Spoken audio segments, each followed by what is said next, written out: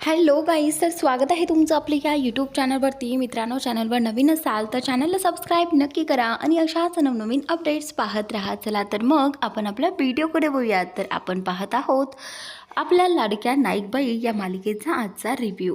तर मित्रांनो, आता हा हेमंतरावांनी मुलांना अभ्यास करत असतानाच उठवलेला आहे आणि मुलांना सांगितलेलं आहे की काहींनी माझं डोकं चेपा आणि काहींनी पाय. तर सगळी मुलं आता हेमंतरावांचं ऐकतात. हेमंतराव मस्त तिथे कॉटवरती झोपतात आणि त्यावेळी मुलं त्यांची हातपाय चेपून देत असतात. त्यावेळी आता तिथे शारदा येते. शारदा आल्यानंतर पाहते की काय हे सगळं काय चाललं आहे. मुलांना ह्यांनी डोकं वगैरे चेपायला सांगितलं आहे आणि सगळ्या मुलांना कामाला लावलं आहे आणि तेही अभ्यास सोडून. त्यावेळी आता इथे हा हेमंतराव जो आहे तो मस्त झोपलेला असतो आणि इकडे शारदा मुलांना उठवते. मुलांना म्हणते की चला, तुम्ही अशी कामं नाही करायची हां, आणि तेही अभ्यासाच्या वेळी अजिबात नाही. तुम्हाला मी अभ्यास दिला होता ना, तो अभ्यास करायचा. बरं चला, आता वेळ संपली आहे, तुम्ही घरी जाऊ शकता. असं म्हणत आता इथे शारदाने मुलांना घरी पाठवलेलं आहे. तर आता मुलं घरी गेल्यानंतर इकडे शारदा हेमंतरावांना उठवते की अहो अहो उठा, तिन्ही सांजची वेळ झाली आहे आणि तुम्ही असे झोपू नका. त्यावेळी आता इकडे हा जो हेमंतराव आहे तो उठतो आणि रागात म्हणतो, काय गं, रात्रीही झोपू देत नाही आणि दिवसाही झोपू देत नाही, म्हणजे मी करायचं तरी काय गं? त्यावेळी आता शारदा बोलते की हे पहा, रात्री झोपा ना तुम्ही. रात्री कुठे मी नाही म्हणाले तुम्हाला झोपायला, पण आता तिन्ही सांजेची वेळ झाली आहे ना, म्हणून मी तुम्हाला उठवलं आहे. अशा वेळी झोपू नये ना. त्यावेळी आता इथे हेमंतराव जो आहे तो बोलतो की हे बघ, हे माझं घर आहे, मला काय करायचं आहे आणि काय नाही हे मी माझं माझं ठरवेन हां, समजलं तुला?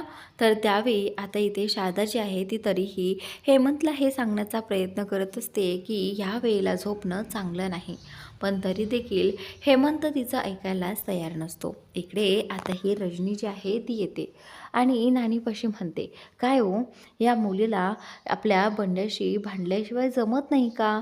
एक दिवसही तिचा जात नाही का? त्यावेळी आता नानी बोलते की काय करावं आता हिला, हिला कितीही सांगितलं तरीही तिचं तेच असतं. तर आता इकडे या नानीला खूप राग येतो की ती तिच्या बंड्याला भांडत होती. तर त्यावेळी आता इकडे बंड्याकडे येताना नानी म्हणते, आता ना पाहतेच मी तिच्याकडे. तर आता बंड्या बोलतो की चल, आता माझ्या घरात मला शिकवायचं नाही की मी काय करायचं आणि काय नाही ते. आत्ताची आता या रूमच्या बाहेर हो. असं म्हणत आता बंड्याने तिला हाताला धरून बाहेर काढत असतो. तर त्यावेळी आता इकडे नानी त्यांच्या जवळ जाते आणि नानी म्हणते की काय गं, तुला माझ्या लेकाला भांडल्याशिवाय काही तुझा दिवस जात नाही का? काय सारखी भांडत असते त्याच्याशी? तर त्यावेळी आता इथे शारदा जी आहे ती नानीला तिचं म्हणणं सांगण्याचा प्रयत्न करत असते, पण नानी तिचं म्हणणं ऐकून घ्यायला तयारच नसते. इकडे आता मनाला माहिती आहे की तिच्या आईची काहीही चूक नसणार, तरी देखील हे जे काही तिचे बाबा आहेत ते तिचं ऐकून घ्यायला तयारच नसतात, कधीच नाही. इकडे आता तिची नानी म्हणते, तिची नानी तर अक्षरशः तिच्या माहेरचं काढते. माहेरचे तुझ्यासोबत जे काही वागतात ना ते अगदी बरोबरच आहे. तर आता इथे तिच्याशी माहेरचे नीट वागत नसतात, म्हणून आता नानीने तिला उदाहरण दिलेलं असतं की तुझ्या माहेरचे जसे वागतात तसंच इथे वागलं पाहिजे तुझ्याशी. तर आता इथे नानीने आणि बंड्याने खूप काही तिला घालून पाडून बोललेलं असतं आणि अगदी तिच्या माहेरपर्यंत गेलेलं असतं. तर त्यावेळी आता मनाला हे सगळं सहन होत नाही. तिला माहिती आहे कधीही तिच्या आईची कुठलीही चूक नसते, तरी देखील हे नानी आणि हा बंड्या दोघेही जण तिच्या आईला बोलल्याशिवाय गप्प बसत नाही. खरं तर मन्ना आता तिच्या बाबांना आईसमोर बंड्याच म्हणते. तर त्यावेळी आता ती तिच्या आईकडे येते. आईला म्हणते की चल, आता इथून चल, असं म्हणत ती तिच्या आईला घेऊन किचनमध्ये जाते. तर त्यावेळी नानी जी आहे ती बोलते की हा, जा जा, तिला घेऊन जा, म्हणजे कसं तुम्ही दोघीजणी गप्पा मारू शकाल ना, असं म्हणत आता इकडे नानी बडबड करत असते. आणि त्यानंतर इकडे ही मन्ना आईला म्हणत असते की आई, आता किती दिवस तू हे सगळं सहन करणार, मला सांग ना, हे सतत तुला असं बोलत राहतात, सतत तुला घालून पाडून बोलतात, मग तू हे सगळं का सहन करतेस आई?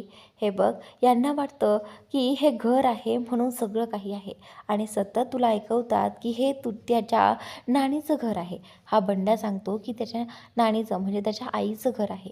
मला सांग आई, जेव्हा घरामध्ये खायला काहीच नसेल तर हे लोक काय खातील? ह्यांना हे कसं कळत नाही?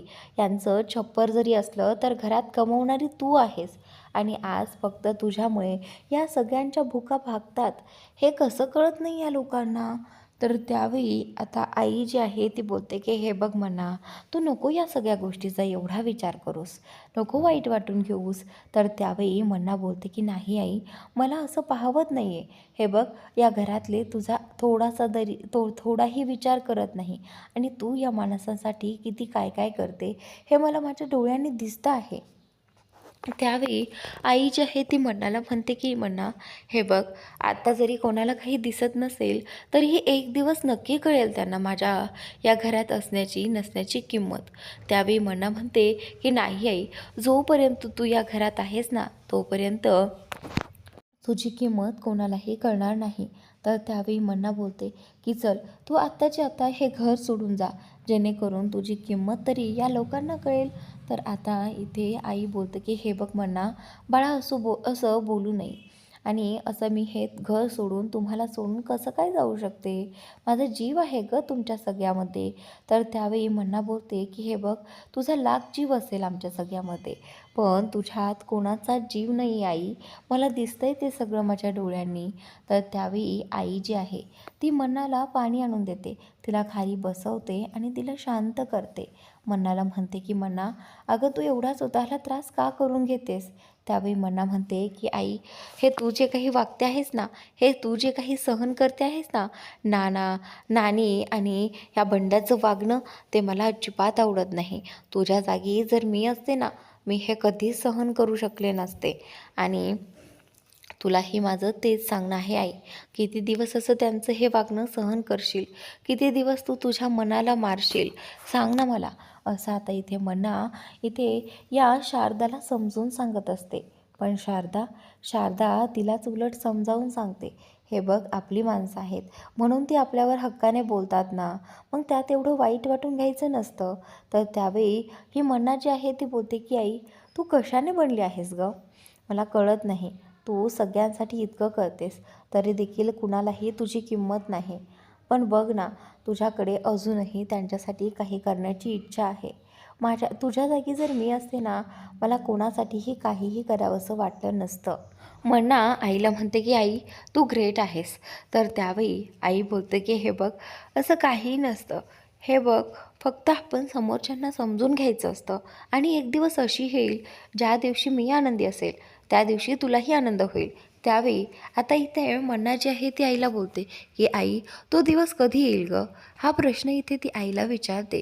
आई म्हणते की एक दिवस नक्की येईल मन्ना, आणि एक दिवस तू पाहशील, त्या दिवशी मी खूप आनंदी असेल.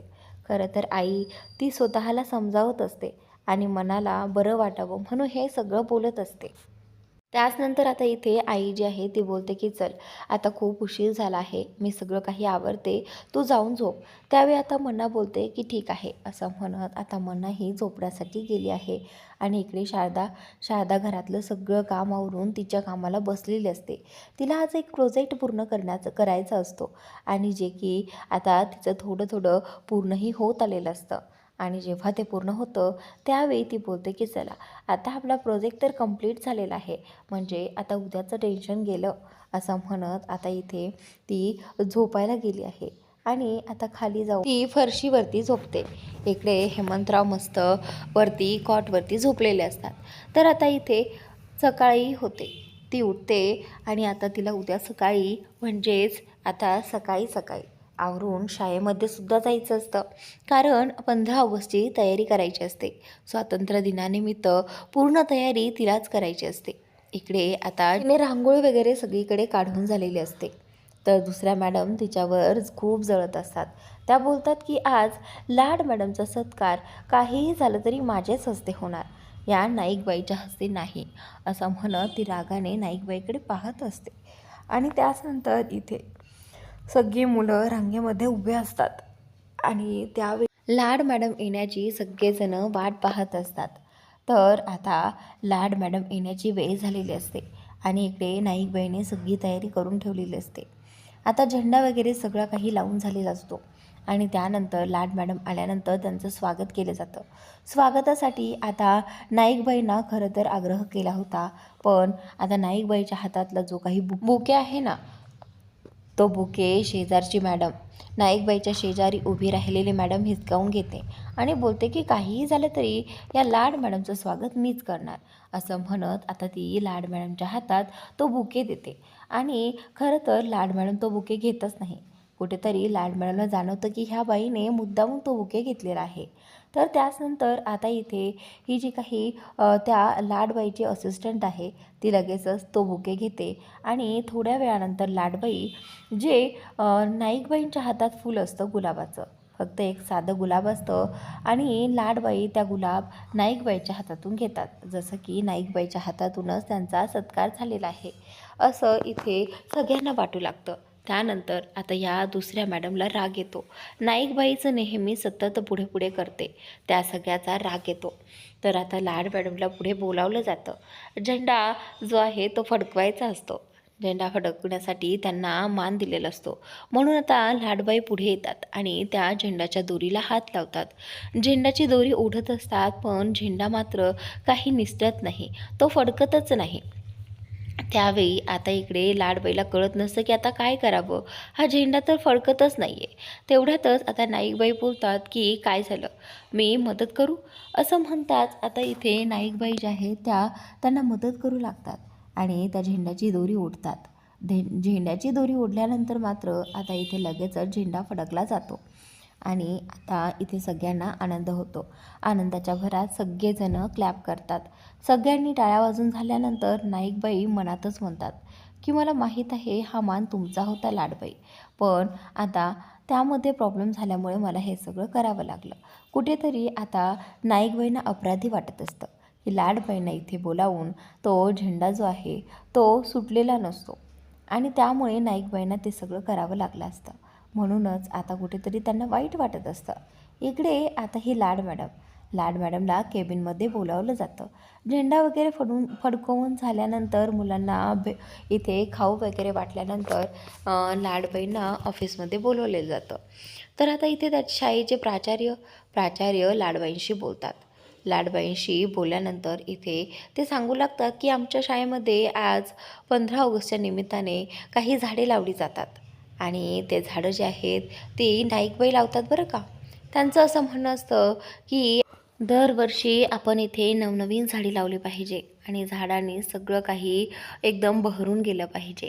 तर त्यावेळी आता लाडबाई बोलतात की हो, आम्ही ऐकलं आहे, नाईकबाईंची पूर्ण गावभर चर्चा आहे, त्यांचं कौतुक आहे नाईकबाईंचं आणि तेच कौतुक आज आम्हाला बघायलाही मिळालं. तर नाईकबाई खरंच कौतुकास्पद आहेत असं लाडबाई तिथे त्या सरांना बोलतात की चला आता आम्हाला निघायला हवं, असं म्हणत लाडबाई तिथून शाळेतून निघू लागतात. इकडे आता शारदा आणि तिची मैत्रीण दोघीजणी बोलत असतात. त्यावेळी तिची मैत्रीण जी आहे ती बोलते की बघ ना, तुझा मान जो आहे तो मान ती खडूस मॅडम घ्यायला पाहते आहे. तर त्यावेळी आता इथे शारदा बोलते की अगं असं काय बोलतेस, हे बघ तसंही तो मान माझा नव्हताच, आज लाड मॅडमचा तो मान होता, पण कुठेतरी मलाही वाईट वाटते गं. म्हणजे बघ ना, आपण प्रमुख पाहुणे म्हणून त्यांना इथे बोलावलं, पण त्यांच्या हस्ते ते ध्वजारोहण झालंच नाही, तर त्याचा मान मलाच मिळाला. तर त्यावेळी आता तिच्या शेजारची उभी तिची मैत्रीण म्हणते की हे बघ, तो मान तर तुझाच होता आणि तुलाच मिळायला हवा होता, पण जाऊ देत, आता जे काही व्हायचं होतं ते झालं. खरं तर लाड मॅडमबद्दल त्या जास्त काही बोलत नव्हत्या, तर त्या त्यांच्या शाळेतल्या एका मॅडमबद्दल बोलत होत्या. पण आता इथे लाडबाई घरी येते. घरी आल्यानंतर ती प्रचंड चिडलेली असते, कारण आज जे काही झालं, शाळेमध्ये गेल्यानंतर लाडबाईसोबत जे काही झालं त्या सगळ्याचा तिला खूप राग आलेला असतो. तिला वाटतं की इथे ही नाईकबाई तिच्या मध्ये आली आणि तिचा अपमान झाला, पण खरं तर तिथे तिने सगळं काही सावरलं, पण तरीही तिच्या मनाला अपमानितपणा वाटत होता. तर त्यावेळी इथे घरी आल्याल्यास ती चिडचिड करत असते. आल्याल्यास तिने आदळापट करायला सुरुवात केलेली आहे. त्यावेळी ती जी काही मानसी आहे तिच्यासोबतची असिस्टंट ती बोलते की मॅडम तुम्ही शांतीला घ्या, हे पहा तुम्ही शांत राहा.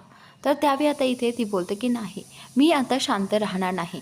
आज माझा जो काही अपमान झाला आहे ना, त्याचा बदला मी घेऊन शांत बसेल, त्याशिवाय मी शांत बसणार नाही. त्यावेळी आता ती बोलते की हो हो, तुम्हाला जे काही करायचं आहे ना ते करा, पण तुम्ही स्वतःला त्रास करून घेऊ नका, असं म्हणत आता ती तिला शांत करण्याचा प्रयत्न करत असते. त्यावेळी लाड मॅडम म्हणते, तुला नाही कळणार की अपमान म्हणजे काय असतं. आता या अपमानाची किंमत जी आहे ती त्या नाईकबाईला मोजावीच लागेल, असं म्हणत आता ती रागाने बदला घेण्याची भाषा करत असते. तर मित्रांनो, आता पुढील भागात असं काही दाखवलं गेलं आहे. इकडे हेमंतराव आता रात्रीच्या वेळी डबे उचकावत असतात. त्या डब्यामध्ये पैसे आहेत की नाही ते पाहत असतात. तर आता इथे ज्या डब्यामध्ये ती पैसे ठेवत असते शारदा, त्या डब्यामध्ये तर पैसे नसतात. म्हणून आता तो म्हणतो की कदाचित तिने डब्बा बदलला आहे बहुतेक, म्हणूनच सापडत नाही आहेत. तर त्याचवेळी तिथे जेव्हा हेमंतराव डब्यामध्ये पैसे उचकावून पाहत असतात, त्याचवेळी तिथे शारदा आलेली आहे. आणि शारदा हेमंतरावांना विचारत आहे की काय झाले, काय शोधताय. तर त्यावेळी आता हेमंतराव काय सांगेल. तर पुढील भागात इकडे आता जी नानी आहे ती शारदाला आवाज देते. तर शारदाला सांगते की हे बघ, माझी औषधं संपली आहेत, तेवढ्या येताना माझ्या गोळ्या घेऊन ये. तर त्यावेळी आजी जी आहे ती कमरेला खोचलेले पैसे शारदाला देत असते. तर आता इथे बंडा जो आहे तो बोलतो की नानी, तुझ्याकडे कसले पैसे. तर त्यावेळी आता ती बोलते की आहेत औषधाला देण्यासाठी. तर आता इकडे शारदा थांबलेली असते, कारण औषधं आणण्यासाठी पैसे देत आहेत ना नानी म्हटल्यानंतर ती पैसे घेण्यासाठीच थांबलेली असते. आणि इकडे हा बंड्या जो आहे तो आईकडे पाहत असतो. आईला बोलतो, बघ आई, तू कशाचे पैसे देत आहेस, तू ठेव तुझ्याकडे ते पैसे. एक काम कर शारदा, तू आत्ता पैसे दे, मी तुला बँकेतनं काढून नंतर पैसे देईन, असं म्हणत आता हे सगळं तो शारदावरती ढकलतो. कारण आता आईकडचे पैसे जे आहेत ते त्याला वापरता येतील ना, म्हणून बंड्या कदाचित हे असं करत असेल. तर आता इथे शारदा बोलते की ठीक आहे, मी येताना औषधं घेऊन येते, असं म्हणत शारदा जी आहे ती आता शाळेमध्ये जायला चाललेली असते. तर त्यानंतर आता पुढील भागात ही जी लाड मॅडमची असिस्टंट आहे ना, ती सांगू लागते लाड मॅडमला की अख्ख्या गावामध्ये त्या नाईकबाईची चर्चा असते, सगळीकडे तिचंच कौतुक असतं, आदर्श शिक्षिका म्हणून ओळखली जाते ती गावामध्ये. तर त्यावेळी आता ही नाईकबाई म्हणते, आता मीही बघते, आता ही नाईकबाई सगळ्या गावाची आदर्श शिक्षिका कशी राहते ते. गावातले गावकरी तिला सरस्वती मानतात. तर आता इथे लाड मॅडम म्हणतात की चला मग आता मिशन सुरू होणार ते हेमंत नाईकांच्या घरापासून, असं म्हणत आता इथे लाड मॅडमच्या मनात नक्की काय चाललं आहे, आता कुठलं मिशन सुरू होणार हे तुम्हाला पुढील भागात नक्कीच पाहायला मिळेल. तर मित्रांनो, तुम्ही जर अजून आपल्या चॅनलला सबस्क्राईब केलं नसेल तर सबस्क्राईब करा, जेणेकरून तुम्हाला अशाच नवनवीन अपडेट्स आपल्या चॅनलवरती पाहायला मिळतील.